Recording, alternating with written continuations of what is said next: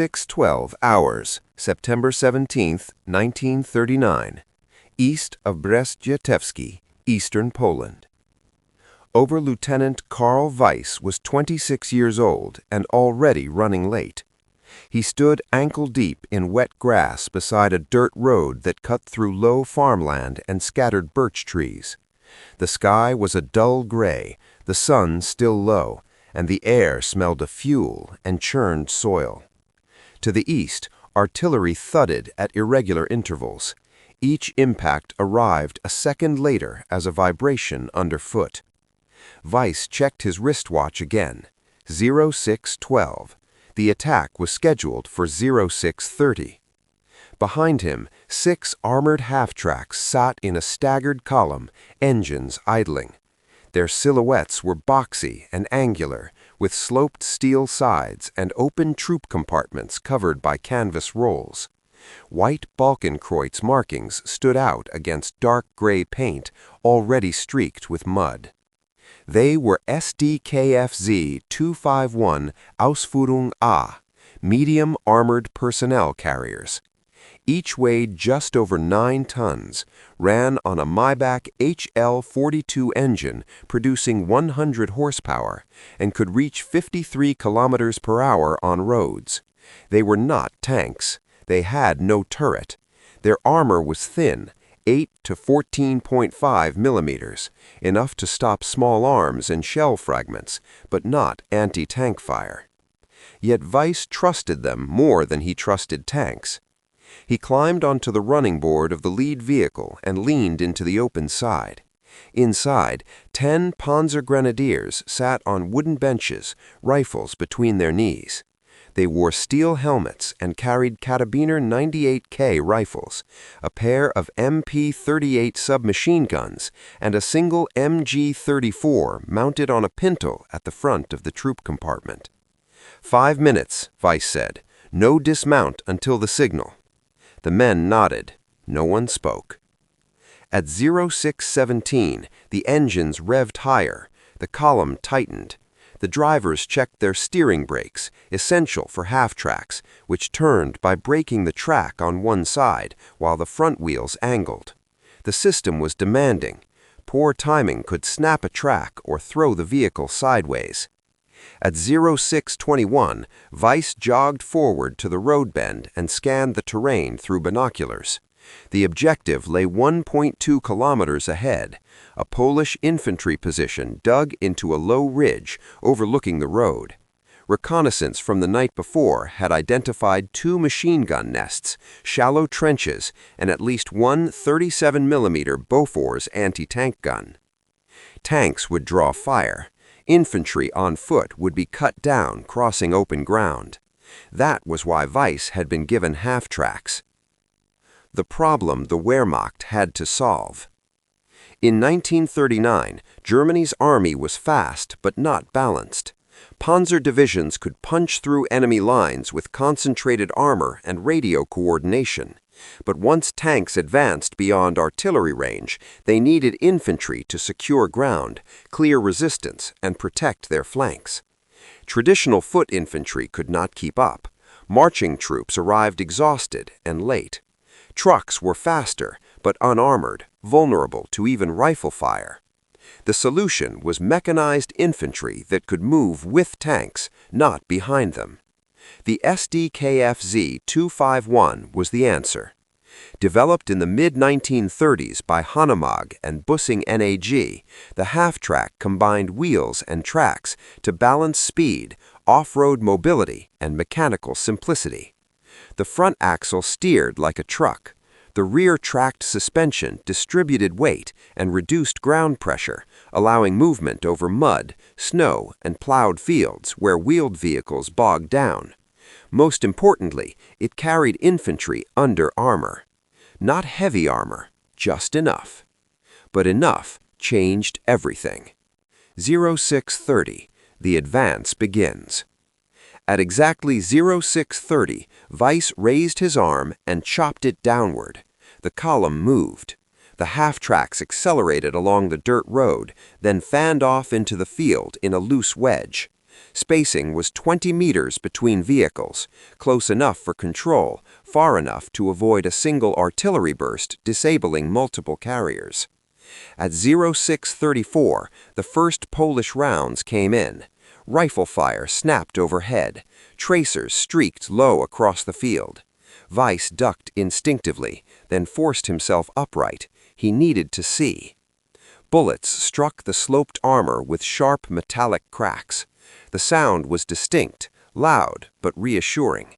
Inside the troop compartment, the men stayed seated. That alone marked the difference. In trucks, they would already be bailing out. On foot, they would be crawling. At 0636, the MG-34 on Weiss's vehicle opened fire. The gunner fired controlled bursts, 3 to 5 rounds, then pause. The weapon's 7.92 by 57 mm rounds tore into the ridgeline, suppressing the machine gun nest long enough for the column to close the distance. At 0638, a shell burst ahead and to the right. Dirt showered over the lead vehicle. Weiss recognized the dull thump. The Bofor's gun. "Left! Off the road!" Weiss shouted. The driver yanked the steering levers. The half-track slewed left, tracks biting into soft soil. The front wheels bounced violently, but the vehicle stayed upright. A second shell slammed into the field where they had been seconds earlier. At 0641, Weiss gave the dismount signal. The rear doors dropped. Infantry poured out, boots hitting wet ground, rifles up. The half-tracks did not stop. They slowed to walking speed, advancing behind the men, machine guns still firing overhead. This was the doctrine in practice. Infantry moved forward protected by mobile armor. Armor stayed close enough to support, but not so close it became a liability. By 0647, the ridge was taken. 2 Polish machine gun crews lay dead. The Bofor's gun was abandoned, its crew gone. Weiss lost 3 wounded, none killed. At 0602, Weiss reported objective secured. The advance continued. Why the half-track terrified defenders. The Sd.Kfz 251 did not dominate the battlefield by firepower. It dominated by timing.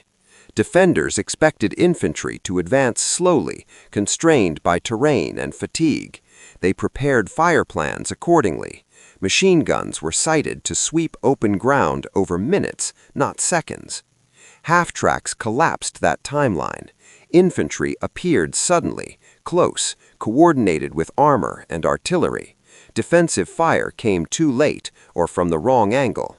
By the time defenders adjusted, German troops were already dismounting within grenade range. Psychologically, it mattered. Reports from Poland and later France repeatedly noted confusion among defenders confronted by armored vehicles delivering infantry directly into their positions. They could hear engines, then gunfire, then shouting, almost simultaneously. There was no pause to recover. Expansion and refinement. By 1940, the Sd.Kfz 251 became standard in Panzer divisions, though never in sufficient numbers. Only select units, Panzergrenadier regiments, received them. Others still rode trucks or marched. Weiss was promoted to Hauptmann after the Polish campaign and reassigned west. On May 10, 1940, during the invasion of France, his company crossed the Meuse River near Sedan. Again, half-tracks played the same role, rushing infantry across vulnerable approaches, delivering them intact under fire, then supporting them as mobile firing platforms. The vehicle itself evolved. Later Ausführung added thicker armor, improved vision ports, and specialized variants, command vehicles, mortar carriers, flamethrower versions, even 37 mm anti-tank guns mounted directly into the hull. But the core idea remained unchanged: infantry that arrived ready to fight. Limitations revealed. The half-track was not invulnerable. Its open top left troops exposed to artillery airbursts. Its armor could not stop anti-tank rifles or cannons. In urban fighting or dense forests, its length and limited traverse made it awkward.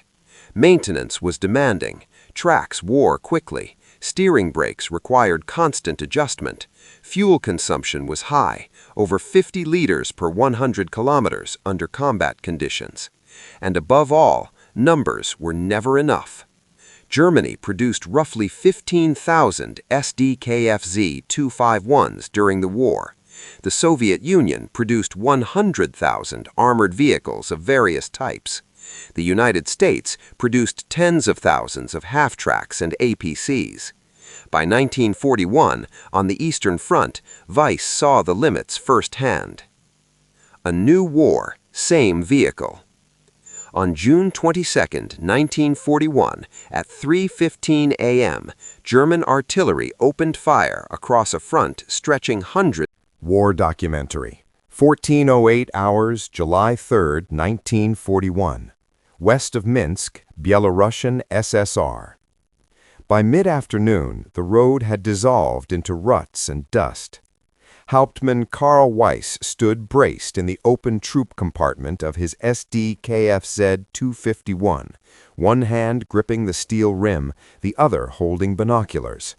The half-track rattled violently as it pushed forward at 32 kilometers per hour, its tracks chewing through dry soil. The temperature hovered above 30 degrees Celsius. Sweat soaked through uniforms. Engines overheated. Men drank from canteens that were already half empty. The Red Army was retreating, but not breaking. At 1411, Weiss saw the smoke first, a column of black rising from the tree line ahead. Burned vehicles, he said, recent. At 1414, rifle fire cracked from the woods. The driver swerved instinctively. Bullets struck the armor plate at waist height. Inside the half-track, the Panzergrenadiers stayed seated. Weiss did not order a dismount. Not yet. At 1416, the lead vehicle's MG-34 opened fire. The gunner fired short, precise bursts, walking the tracers along the forest edge. The goal was not to kill, it was to pin. Weiss raised his arm. Advance 20 meters, then dismount. The half-track surged forward. This was the moment the Sd.Kfz 251 existed for. Contact at close range. At 1418, the rear doors slammed down. Infantry spilled into the dust, rifles up, moving at a run. The distance to the tree line was less than 60 meters. On foot, they would have crossed that ground under sustained fire. Now they crossed it in seconds. The Soviets fired wildly. Most rounds went high. By 1421, Weiss's men were inside the woods. Grenades detonated. Shouts echoed between the trees. The half-tracks rolled forward to the forest edge, guns firing over the infantry's heads. At 1429, the firing stopped. The Soviet position had been a hastily dug blocking force, 2 rifle squads, no heavy weapons. They were either dead or gone. Weiss lost 1 man killed, 4 wounded. Again, the half-tracks were intact. The Eastern Front changes everything. What Weiss and his men encountered in the summer of 1941 was not Poland or France. Distances were immense, roads were few, railways were targeted, supply lines stretched thin. The Red Army absorbed losses and continued to fight. The Sd.Kfz 251 proved invaluable, but it was pushed beyond its original design assumptions. In Poland, a half-track might operate 50 to 80 kilometers from its supply base. In the Soviet Union, that distance often doubled or tripled. Fuel shortages became routine. Spare parts were scarce. Track pins wore out faster than replacements could arrive. Still, commanders relied on the vehicle. It was one of the few ways to maintain operational tempo. Doctrine in motion. German mechanized doctrine relied on a simple principle: tempo creates collapse. The half-track enabled that tempo. Panzer units penetrated. Panzergrenadiers followed immediately, not hours later, not the next day. They secured crossings, cleared resistance, protected flanks, and prevented counterattacks. Weiss understood this better than most. By August 1941, his company had conducted over 40 mounted assaults in 6 weeks. Each followed the same pattern: rapid approach, suppression from the vehicle, short dismount, immediate assault. But the enemy adapted. 1642 hours, October 12, 1941, south of Vyazma. Snow fell lightly. The temperature dropped below freezing. Engine struggled to start. At 1642, Weiss's column moved through a shallow valley bordered by woods. Visibility was limited to 300 meters. At 1644, a sharp crack cut through the air. The lead half-track lurched violently to the right. The driver screamed. A 14.5mm PTRD anti-tank round punched through the side armor, killing the driver instantly. The vehicle skidded to a halt. This was new. The Soviets had learned. Weiss shouted orders. The remaining half-tracks fanned out. Infantry dismounted immediately. MG-34s raked the tree line. At 1447, a second half-track was hit. The armor penetrated the troop compartment, wounding 2 men. The armor that once felt reassuring now felt thin. At 1451, the Soviets withdrew, leaving behind 2 destroyed anti-tank rifles and several dead. Weiss stood beside the wrecked vehicle as the light faded. The steel plate was torn open like paper. The half-track was no longer enough on its own. Adaptation under fire. From late 1941 onward, half-track tactics changed. Vehicles no longer drove directly into contested zones without reconnaissance. Dismounts happened earlier. Infantry advanced independently, while half-tracks provided overwatch. The Sd.Kfz 251 shifted from assault vehicle to mobile support platform. Its MG-34, or later MG-42, provided suppressive fire with a cyclic rate of 1,200 rounds per minute. Ammunition racks carried up to 2,000 rounds. It could relocate quickly, shifting fire angles faster than tripod-mounted machine guns. Command variants carried radios with ranges up to 80 kilometers, coordinating armor and artillery. Mortar variants delivered indirect fire within minutes of contact. The half-track became a system, not just a transport. Weiss's war continues. In 1942, Weiss was promoted again to major. He was assigned to a Panzergrenadier battalion tasked with holding ground rather than advancing.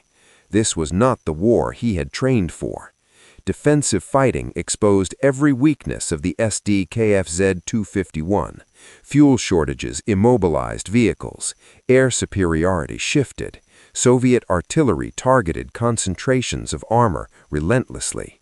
Half-tracks burned. Still, they remained indispensable. At Kursk, in July 1943, Weiss's battalion used half-tracks to shuttle reserves between threatened sectors under fire. They moved at night, engines muffled, lights blacked out. At 0330 hours, they delivered infantry to a collapsing trench line. At 0247, they pulled wounded out. At 0330, they repositioned heavy weapons. Without them, the line would have broken hours earlier. The cost. By 1944, losses were unsustainable.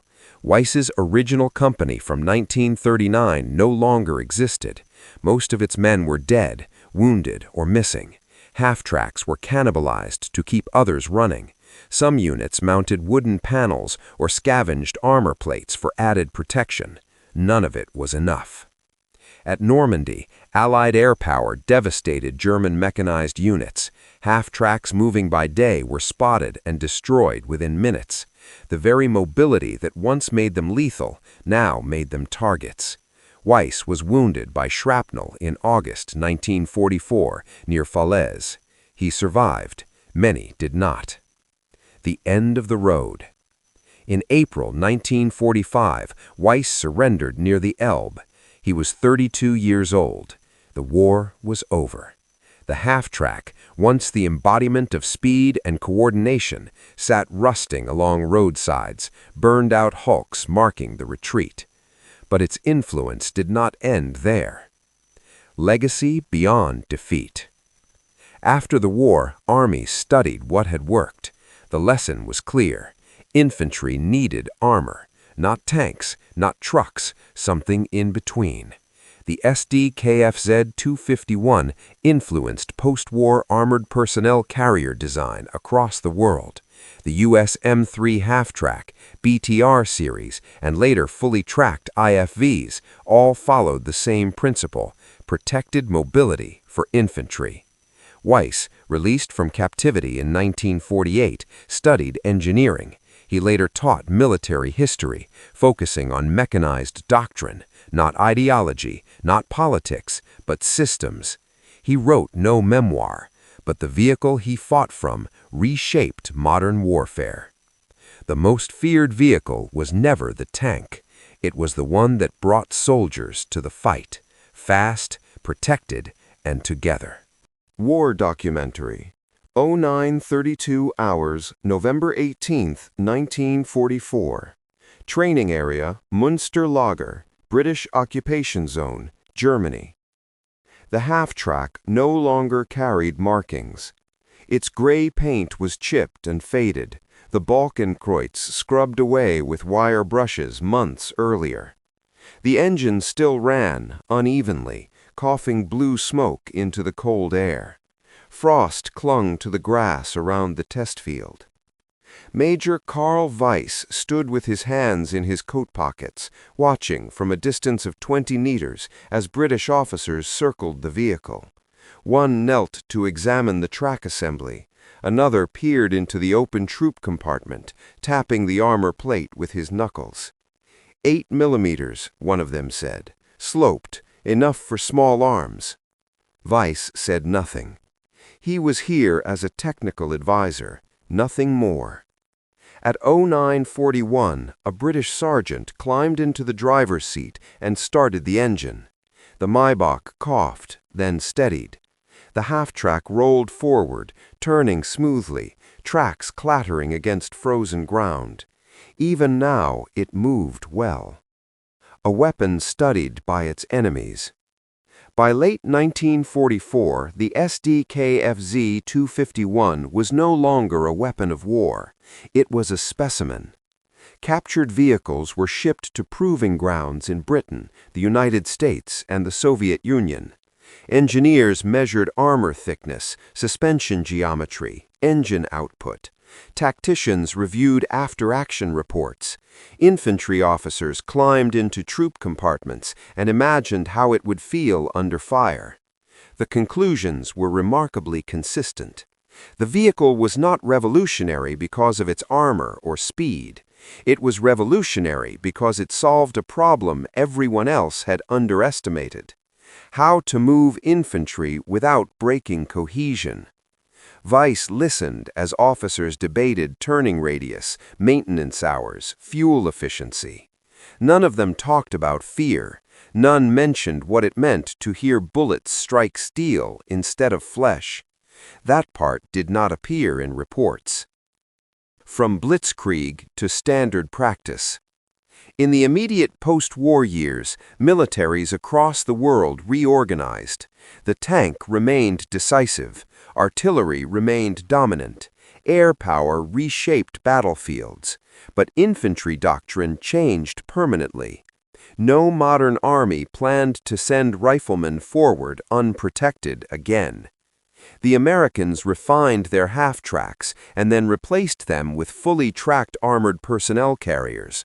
The Soviets moved from Lend-Lease vehicles to indigenous designs, emphasizing low silhouettes and heavier armor. The French and British followed suit. Every one of these systems traced its lineage back to a simple wartime observation: infantry that arrives together fights better. Weiss after the war. Weiss was released from captivity in February 1948. He returned to a country in ruins. Cities were flattened, railways shattered, factories silent. Former officers like him were watched carefully, questioned repeatedly, then quietly dismissed into civilian life. He enrolled at a technical university in Hanover, studying mechanical engineering. He was older than most students. He did not speak much. When he did, he spoke precisely. He avoided politics. He avoided war stories. But when classmates discussed engines or suspension systems, Weiss paid attention. He graduated in 1952. Teaching without glorifying. In the early 1960s, Weiss was invited to lecture at a newly formed military academy. The Bundeswehr needed instructors with combat experience, but without ideological baggage. Weiss fit.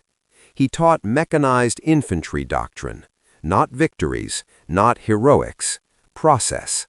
He explained why half-tracks dismounted at specific distances, why machine guns fired in short bursts, why armored vehicles should never outrun their infantry. He used diagrams, timelines, and casualty tables. Students noticed something unusual. Weiss never spoke about enemy incompetence. He spoke about friction, about delays, about misunderstandings, about how vehicles broke down and plans collapsed, about how small advantages compounded into decisive outcomes.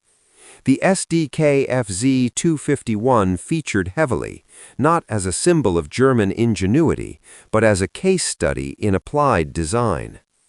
The end form of the vehicle. By the time Weiss retired from teaching in 1971, the half-track was obsolete.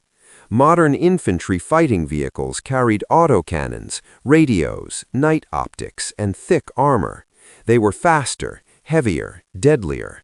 But the logic was the same: protected mobility, integrated firepower, coordination above all. Museums restored Sd.Kfz 251s and displayed them with placards listing specifications, weight, engine, crew capacity. Weiss once visited one quietly. He stood beside the open troop compartment and placed his hand on the steel rim. It felt thinner than he remembered. Why it was feared. The fear the half-track inspired was not about destruction. It was about inevitability. Defenders facing tanks could hide. They could wait. Tanks were loud, visible, predictable.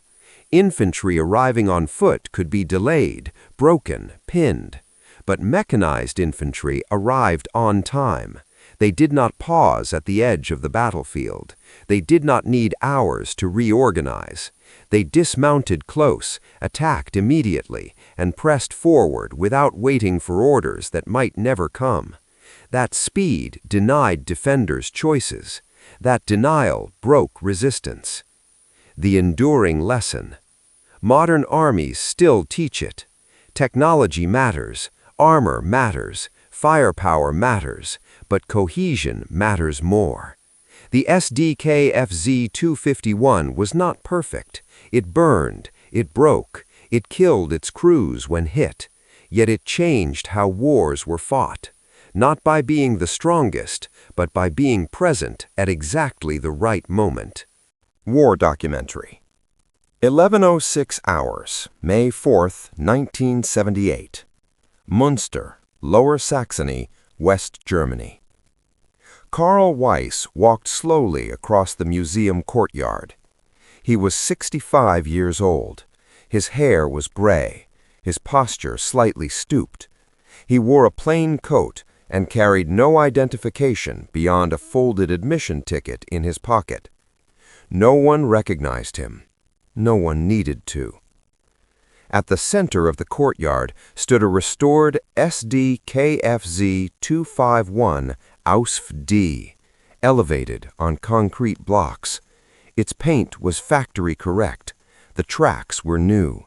The steel was clean, unscarred by shrapnel or small arms fire. A placard listed its specifications in neat columns. Weiss stopped at 3 meters distance. He did not step closer. What the placard could not say.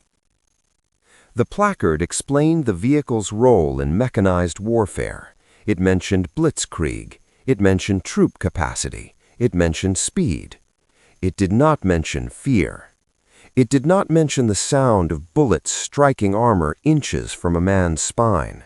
It did not mention the moment infantry dismounted into smoke and noise, hearts racing, legs already moving before thought caught up.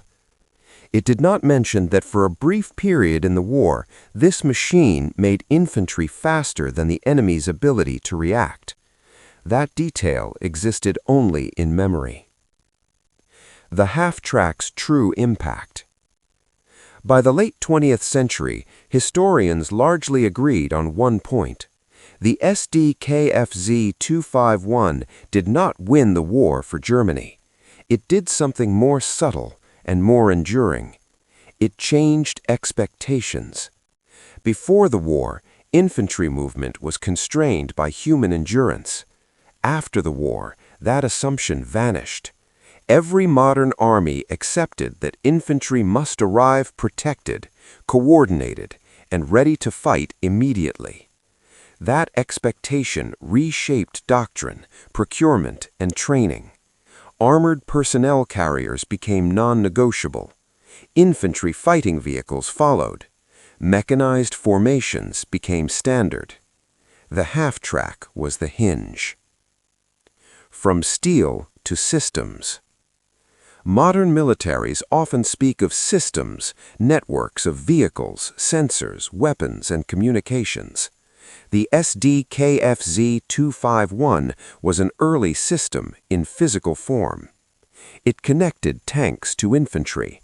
It linked movement to firepower. It compressed time between contact and assault. That compression mattered more than armor thickness or gun caliber. Weiss had spent decades explaining this to students. Now, standing in front of the vehicle itself, he saw how simple it looked.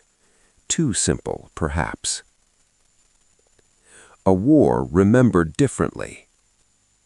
In public memory, tanks dominated the imagery of World War II. Panthers, Tigers, Shermans, T-34s. They were dramatic. They burned brightly, sometimes literally. Half-tracks were background machines, utility vehicles, transitional designs. But soldiers remembered them differently. Survivors from multiple armies recalled the moment infantry arrived under armor as the moment battles turned against them. Soviet after-action reports noted the difficulty of disrupting German attacks once mechanized infantry closed the distance. Allied veterans in Normandy recalled German half-tracks appearing suddenly in hedgerows, delivering squads before artillery could adjust. The fear was not of the vehicle. It was of what followed it. Weiss's final years. Weiss never published a book. He declined interviews. When asked by former students why, he answered simply, "Too many details invite the wrong conclusions." He spent his final years quietly, consulting occasionally on historical projects, reviewing manuscripts for accuracy, correcting timelines and terminology. He was precise to the end. He died in 1983 at the age of 70. There was no obituary beyond a short notice in a local paper. The half-track in modern eyes. Today, restored Sd.Kfz 251s appear at reenactments and museums. Their engines rumble. Their tracks clatter. Visitors climb inside and remark on the cramped benches, the thin steel. They often ask the same question: how did anyone feel safe in this? The answer is uncomfortable. Safety is relative. Compared to walking forward under machine gun fire, it felt like shelter. Compared to a tank, it felt exposed. Compared to doing nothing, it felt decisive. Why it was feared, revisited. The most feared vehicle of the Wehrmacht was not feared because it killed the most. It was feared because it removed delay. It denied defenders time to adapt. It denied planners the luxury of phased responses. It forced decisions immediately, under pressure, with incomplete information. That is what breaks formations. That is what wins engagements. The Sd.Kfz 251 embodied that principle in steel and rubber and gasoline. The enduring lesson. Wars change. Technology advances. Vehicles become faster, heavier, smarter. But one lesson remains unchanged. Infantry wins ground. How it arrives determines whether it lives long enough to do so. The Sd.Kfz 251 proved that brutally, repeatedly, and at scale. It was not a tank. It did not need to be.